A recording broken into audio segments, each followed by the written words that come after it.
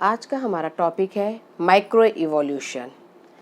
Evolution दो तरह का होता है, माइक्रो इवोल्यूशन और मैक्रो इवोल्यूशन। अगर स्मॉल चेंजेस या स्मॉल स्केल इवोल्यूशन होता है, इसको हम माइक्रो इवोल्यूशन कहते हैं।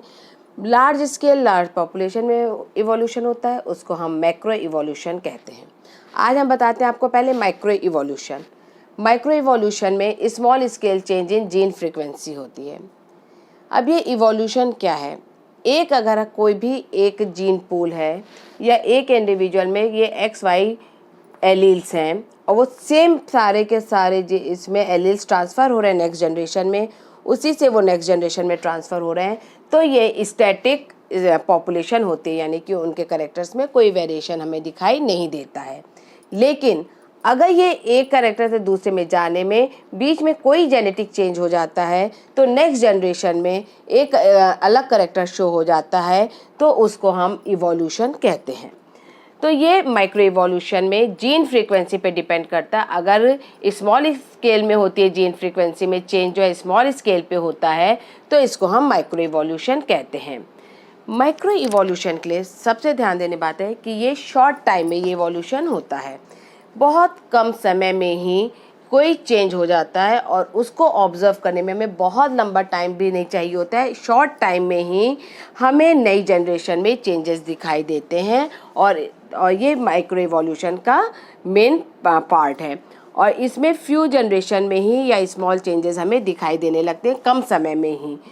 दूसरी बात यह है कि माइक्रो इवोल्यूशन में का एक रीज़न होता है कि न्यू हैबिटेट की वजह से भी, किसी वजह से अगर हम माइग्रेट करते हैं एनिमल्स, बर्ड्स एक स्थान से दूसरे स्थान for feeding, for their feed, shelter, for their mating partners and their other reasons, they migrate from one place to another, then उनके वहाँ के अकॉर्डिंग, उनके एटमॉस्फेयर के अकॉर्डिंग इनकी बॉडी में कुछ चेंजेस होते हैं और ये चेंजेस इनहेरिट होके नई स्पीशीज़ ग्रो कर देते हैं या नई स्पीशीज़ इवॉल्व हो जाती है।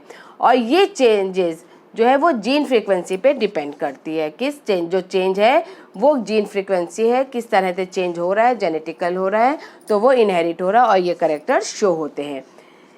इसके अलावा माइक्रो इवोल्यूशन हमेशा स्पीशीज़ और पॉपुलेशन के बीच ही होता है, उन स्पीशीज़ के बीच में जो आपस में सेल्फ रिप्रोड्यूस कर सकती हैं, सेक्सुअल रिप्रोडक्शन दे शो कर सकते हैं, उनके बीच ही ये माइक्रो इवोल्यूशन दिखाई देता है, उन्हें उसी पॉपुलेशन के बीच दिखाई देता है।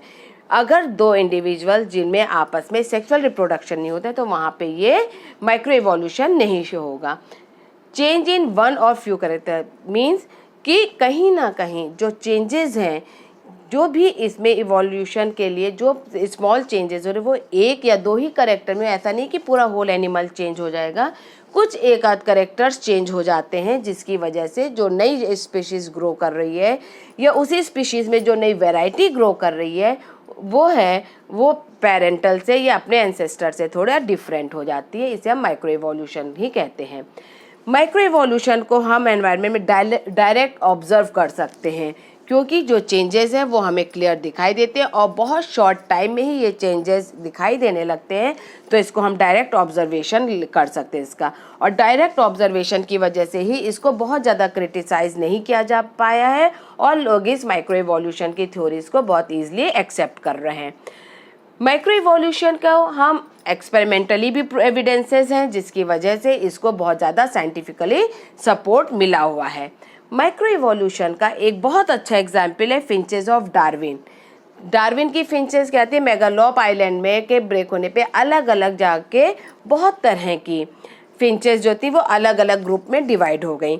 ये बर्ड्स जो थी वहाँ के according to their nature, their habitat and their food habit सबसे ज़्यादा चेंजेस फिंचेस की बीक पे आया, बीक के शेप और कलर पे आया, क्योंकि वहाँ पे उनके according to their for the adaptation according to the environment उनमें फूड लेने के वजह से अलग अलग तरह का फूड में कुछ डायरेक्ट फ्रूट्स खाते थे या कुछ ज़मीन से सीड्स खाती थी, तो हर तरह या इंसेक्ट्स लेते थे, तो इसकी वजह से उनकी बीक का शेप और साइज़ जो है वो चेंज हो गया, तो इसको हम डार्विन की फिंचेस कहते हैं।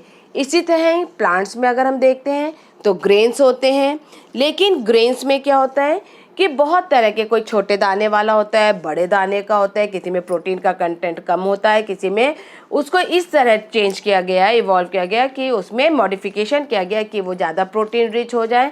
तो इस तरह ग्रेन्स की तो हैं सब ग्रेन, लेकिन उनका इस वैरायटी अलग अलग हो गई। इसी तरह चावल की एक ही दो किस्में पता थी, लेकिन धीरे धीरे आर्टिफिशियली ढंग से सही इसको हम माइक्रो इवोल्यूशन में ला सकते हैं कि आर्टिफिशियली सही, लेकिन हम उसको कई वैरायटी ग्रो कर दी गई और वो बहुत स्मॉल टाइम में ही, शॉर्ट टाइम में ही, फ्यू जनरेशन में वो हमें चेंजेस, एक ही नेक्स्ट जनरेशन में वो चेंजेस हमें दिखाई दिए।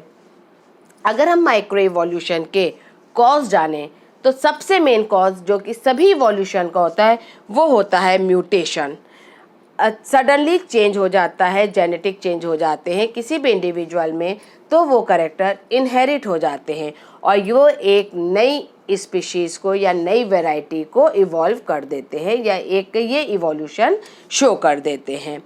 इसके अलावा नेचुरल सिलेक्शन होता है कि नेचर के अकॉर्डिंग अगर वो एक्सेप्ट कर रहा है, जो म्यूटेशन जो है वो नेचर के फेवर में है, तो नेचर उसको वो अपने में एक्सेप्ट करती है, सरवाइव करने देती है और नई स्पीशीज़ ग्रो करती है और उनमें आपस में फिर फर्टिलिटी के थ्रू या रिप्रोडक्शन के थ्रू अच्छी वैरायटी ग्रो करती चली जाती है।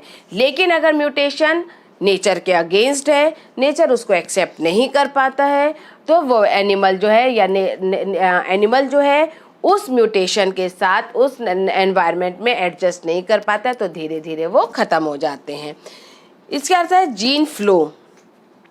जीन फ्लो जो मेन कॉज है म्यूटेशन का, उसका मेन कारण यही है कि जीन फ्लो क्या है कि जो इसको हम जेनेटिक माइग्रेशन भी कहते हैं, जीन माइग्रेशन भी कहते हैं, यानी जीन्स जो हैं एक जनरेशन से दूसरी जनरेशन में फ्लो करते हैं या transfer of alleles from one population to another. Gene flow occurs when individuals और their gametes are able to migrate between populations. एक पॉपुलेशन के बीच वो जीन्स जो एलील्स जो है वो माइग्रेट करते हैं दैट आर जो कि फिजिकली सेपरेट हो। इसका बेस्ट एग्जाम्पल क्या है कि जैसे एक कंट्री के लोग दूसरी कंट्री में जाते हैं, मैरिज करते हैं, रिप्रोडक्शन होता है और या उसके बाद वो यंग वंस को जो बर्थ देते हैं, तो उसमें उनका जीन पूल कुछ चेंज हो जाता है, जीन फ्लो, ठीक है। तो जीन उसमें क्या होता है कि एक में अगर इंडियन जो किसी अमेरिकन से मैरिज करते हैं, तो नेचुरल सी बात है जो उनके बच्चे होंगे उसमें इंडियन के कैरेक्टर और अमेरिकन के कैरेक्टर्स जाएंगे। तो जो यंग वन होगा वो पेरेंट्स से, प्योर पेरेंट्स से, चाहे वो अमेरिकन हो या इंडियन, उससे थोड़ा डिफरेंट होगा। क्यों? क्योंकि उसमें दोनों के एलील्स प्रेजेंट हैं। फिर जब वही यंग वन जो है, जब वही किसी हम दूसरे अमेरिकन से मैरिज करके नेक्स्ट जनरेशन आएगी, तो उसमें कहीं ना कहीं पिछले कैरेक्टर सप्रेस हो जाएंगे और इस तरह कुछ समय के पीढ़ी में एक बिल्कुल नया स्पीशीज उसके जो कैरेक्टर है वो दिखाई देंगे, जो कि इंडियन कैरेक्टर से बिल्कुल डिफरेंट है। तो ये जीन फ्लो होता है कि कैसे एक से दूसरे में जीन्स माइग्रेट कर जाते हैं, ठीक है।